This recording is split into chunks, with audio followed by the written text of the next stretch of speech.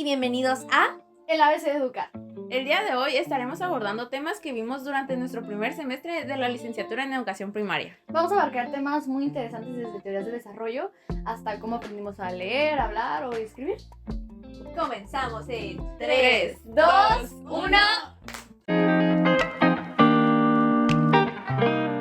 La estructura familiar y el contexto socioeconómico en el que se desarrollan los niños influye mucho, principalmente en su crecimiento como persona y en su desarrollo cognitivo. Entonces, para que los niños tengan un buen desarrollo como personas, estos se deben de desarrollar o crecer en diferentes dimensiones, ya sea en la familiar, en la socioafectiva y relacionándose con otras personas. Sí, de hecho me tocó en prácticas un niño que tenía problemas familiares, específicamente con su mamá. Y pues la maestra me comentó que tenía mucho rezago, el niño apenas sabía escribir su nombre, confundía muchas letras y números, pero la maestra decía que él se esforzaba mucho por trabajar, pero le faltaba el apoyo de sus padres en casa.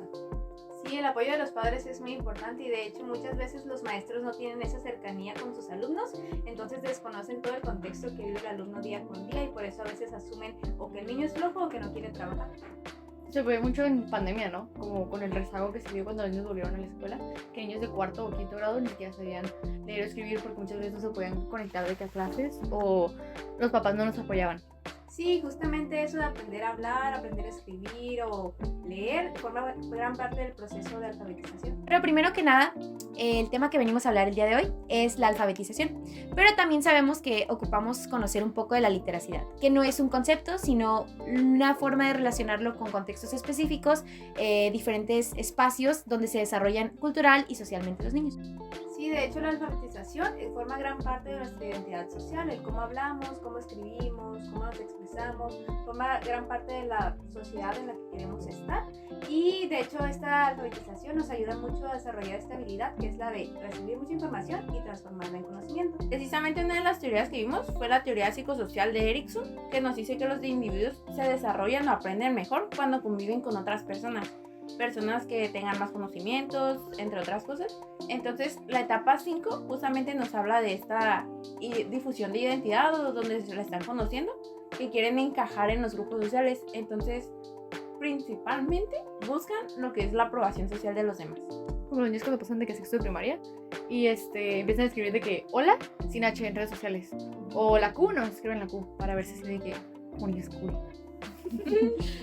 En base a esto también estuvimos viendo lecturas de Emilia Ferreiro, donde nos habla de la alfabetización como una concepción de la adquisición de la escritura, como simplemente es una técnica, una herramienta social para que los niños puedan comunicarse en los salones de clases y puedan relacionar el escribir y el leer pues en los salones de clases. Sí, porque no es lo mismo desarrollar estas habilidades en la escuela que en el trabajo o con nuestro grupo de amigos. De hecho es muy diferente porque para alfabetizar es muy importante que nosotros conozcamos los conflictos a los que nos vamos a enfrentar. Por ejemplo, puede ser la organización espacial, las faltas de ortografía, las faltas de puntuación. Esto pasa mucho cuando el niño apenas está aprendiendo a escribir. Por eso es muy importante que nosotros en la aula pongamos el lenguaje escrito de diferentes situaciones de la vida cotidiana. También en práctica vimos como que esa clase de problemas hay que abarcarlos uno por uno porque muchas veces para nosotros no son chiquitos, pero ya a la mera hora un niño se las hace de que grande. Entonces es bueno tratar de uno a uno porque pues los niños avanzan cada quien a su propio ritmo. Sí, porque no puedes esperar a que un niño escriba perfectamente a la primera que le estás enseñando. Y claro, también las típicas planas de bolitas y palitos para que se suelten la mano. Pero claro, las planas y bolitas y palitos ya no se usan en este proceso de alfabetización, sino que se dividen en diferentes etapas, metodologías, donde tenemos la sintética, que se empieza por garabatos, donde los niños simplemente escriben lo que creen que es el concepto, y pues esta también se considera la etapa primitiva. ¿Como en el preescolar? Sí, aunque ahí mismo también se intenta pasar de la segunda etapa, que es la presilábica, donde ya se hace un intento de palabras cuando no pueden tener la idea de qué es, pero ya están intentando conceptualizar lo que dicen. Por ejemplo, los trabajos que hacíamos con los crayones, ¿no? Remarcando las letras y así. Exactamente, y cuando se domina eso se pasa a la etapa silábica, que es cuando el niño ya empieza a conocer las letras. Casi siempre son las vocales, que son las primeras letras que se aprende, y ya que domina eso pasa a la etapa silábica alfabética, que es donde ya el niño escribe palabras normalmente de 2 sílabas, pero aún se sigue saltando algunas letritas. Nosotros vimos esto mismo en primero de primaria cuando hicimos observaciones, ya que muchos niños ya tenían bastante avanzado como su aprendizaje y ya te podían escribir su nombre completo. O sea, con niños decían, profe, yo me siento la cerebrito y decían completo. Pues claro, esto da paso a la etapa alfabética, donde ya forman palabras completas, aunque con posibles faltas de ortografía, como pues nos puede pasar a muchos. Son pocos los niños que llegan a primero de primaria sabiendo ya escribir su nombre o algunas palabras, entonces eso me hace creer que se desarrollaron en un contexto familiar muy bueno, donde sí tenían la suficiente atención por parte de sus padres para apoyarlos con las tareas y estar presente. Entonces tuvieron un buen desarrollo cognitivo durante su infancia. De hecho, sí, el apoyo familiar, como ya lo mencionamos, es muy importante. Y pues ya mencionamos también la metodología sintética, pero también está la metodología analítica, que es la que mencionaron varias veces en el semestre, que es donde enseñas la palabra completa y el niño aprende a visualizar cómo se ve la palabra, las letras que usa, y eso es muy importante acompañarlo con imágenes para aprovechar la memoria visual del niño. Sí, un ejemplo de esto es cuando los niños ven los logos de ciertas empresas y aunque no sepan leer, saben qué dice, saben cómo se llama. También en un primero, en observaciones de prácticas, había una profe que tenía el abecedario escrito, pero en vez de tener así de que la letra y una palabra con la letra o un dibujo, era así de que un logo. Entonces era así de que A, Amazon, y tenía remarcada la A, el loguito de Amazon, y B, Bimbo. Y los niños captaban. Sí, de hecho, un alumno también llamado Romar pasó por una farmacia Romar, entonces él identificaba que era su nombre, pero solo faltaba una letra, entonces eso lo apoyó aunque casi no supiera leer. Pues a partir de todo esto que estamos comentando, la alfabetización, que si la literacidad o la conexión sociocultural, pues también tenemos que la lengua se realiza de 4 formas, que es el proceso de comunicación, se basa en que es hablar, escuchar, leer y escribir, que son las que nos ayudan a comunicarnos mejor. Y también podemos aprender muchas cosas sobre una lengua sin llegar a ser capaces de usarla nunca. Sí, de hecho para eso están las habilidades lingüísticas, que son las 4 que tú ya mencionaste. Entonces están las macrohabilidades, que son las habilidades lingüísticas, y luego están las microhabilidades, que son las habilidades de comunicación. Aquí es donde se determina la relación entre estas habilidades orales y escritas. Sabemos que se necesita primero la oral para después hacer la escrita, pues porque la oral es toda la transcripción que hacemos de lo que escuchamos.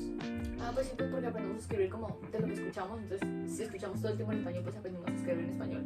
Muchos niños también por eso cuando ven la tele en inglés, de que, o sea, están viendo caricaturas y luego ya se les pegan algunas palabras y ya saben poquito inglés, o incluso con otros idiomas se les pega. Sí, de hecho por eso es muy importante mantener una relación muy cercana de estas 4 habilidades. También están las habilidades receptivas, que son donde la persona no tiene control sobre el lenguaje. Como con el tono de voz, los niños perciben, si hablas en un tono muy alto, perciben que estás enojado o molesto. Sí, porque pues todo vuelve al final de cuentas a su entorno, bueno, el primer entorno en el que viven, que termina siendo su casa, su familia, su comunidad. Fíjense que en una clase se nos platicó sobre las neurociencias y cómo se vinculaban con la educación. Entonces, me gustaría compartirles un pequeño dato interesante, que es que nuestro cerebro es el órgano que más tarda en madurar. O sea, tarda alrededor de 20 años, o sea, desde que nacemos hasta que cumplimos los 20 años. Sin embargo, este nunca deja de estimularse y es uno de los sistemas más complejos que hay en el universo. Entonces, debido a que cumple con muchas funciones al mismo tiempo, es muy importante que nosotros logremos comprender en cierta parte, aunque sea un poco, porque sí es bastante difícil, los procesos neurológicos que intervienen durante el proceso del aprendizaje y la enseñanza. Entonces, como futuros docentes, el comprender esto nos puede ayudar, aunque sea un poquito, para hacer nuevos trabajos, nuevas planificaciones, métodos de enseñanza y políticas escolares. Claro, porque a fin de cuentas una de las cosas que debemos hacer los maestros es saber si nuestros alumnos son kinestésicos, visuales o auditivos.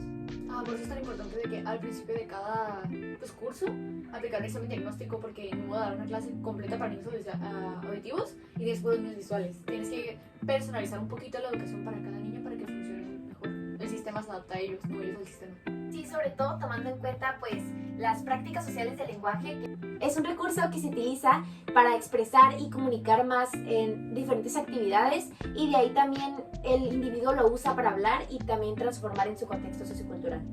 Sí, de hecho todas esas cosas las realizamos día con día, ya sea buscar un significado de una palabra en internet, compartir un libro que también no me dejará mentir, o también puede ser, no sé, expresar nuestra opinión, y también estas cosas de hecho se utilizan mucho a la hora de planear las actividades dentro de las escuelas.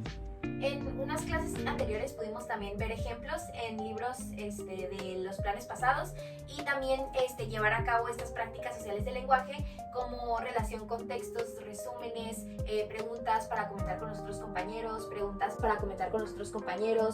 bases, simplemente pues compartir opiniones con otros compañeros en el aula y también pues esta relación que tiene con la literacidad pues con diferentes contextos socioculturales que también ayudan y se benefician. Pues como una de mis cosas favoritas de los libros de texto era donde los niños intercambiaban cartas entre ellos en el salón. Qué lindo. Sí, de hecho por eso la investigación sociocultural nos ha ayudado mucho a entender que la literacidad no es solo una habilidad mental, sino una habilidad social, donde nosotros podemos compartir muchas de nuestras actividades con los demás. Muchos maestros toman en cuenta los intereses de los alumnos para que ellos presten atención o estén enfocados en los trabajos. Como la profe que tenía decorado de Harry Potter los horarios, o la profe que hizo la actividad de Among Us. Era una actividad bien simple, pero lo que hizo los Among Us para que los niños se interesaran. Precisamente en la teoría sociocultural de Lev Vygotsky nos mencionaba que los niños aprendían más al estar con otras personas, al relacionarse, al compartir con personas que ya sepan, que ya tengan más conocimientos que ellos. Como por ejemplo convivir mucho con adultos, podemos observar que los niños tienden a tomar actitudes de adultos. Entonces esta teoría también se llama como zona de desarrollo proximal, la cual se entiende, mejor dicho, como una brecha entre lo que los niños ya saben y lo que los niños pueden hacer, pero que todavía no hacen. Claro, porque la teoría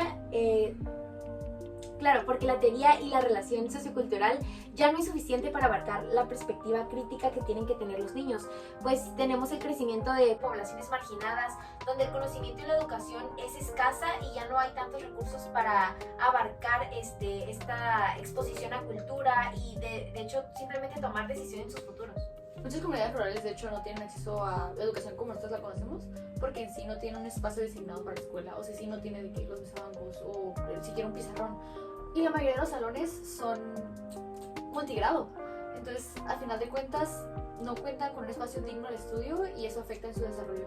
Claro, volvemos a lo mismo, su entorno en los primeros años de vida definen mucho en cómo serán en un futuro. Y de hecho entorpece el proceso de alfabetización que llevan los niños. Durante la clase de teorías del desarrollo pudimos observar muchas teorías. Estas se explican desde la infancia hasta la vejez y por lo general suelen clasificarse en varias etapas. Se dividen en psicoanalíticas y en cognoscitivas. En las psicoanalíticas, la teoría más famosa, o de las teorías más famosas, es la teoría psicosexual de Sigmund Freud y la teoría psicosocial de Erikson, la cual personalmente es de mis favoritas porque siento que las personas se suelen interesar más o relacionar más, se identifican más, esa es la palabra, con estas teorías. Creo que es en la etapa 3 que los niños cuando aprenden de que culpa o vergüenza o algo así. Sí. Por ejemplo, cuando un niño lo regañan en un trabajo o simplemente hace una pregunta por mera curiosidad, el niño aprende como a tener cierta clase de culpabilidad por su curiosidad. Y creo que lo peor es cuando su autoestima deriva completamente de su educación, que empiezan a tener como esta conexión de mi valor como persona es la calificación que yo saco. Entonces empiezan a sentir mal y sacan peores calificaciones y mal se sienten y sacan peores calificaciones. Entonces es un ciclo de nunca acabar. De hecho, es muy importante que los maestros tomen en cuenta esto y que estén al pendiente de sus alumnos para que ellos busquen la manera de apoyarlos y hacerlos sentir que la escuela es un lugar seguro. Bueno, y eso fue todo por el podcast del día de hoy. Síganos para la siguiente emisión de El ABC de Educar.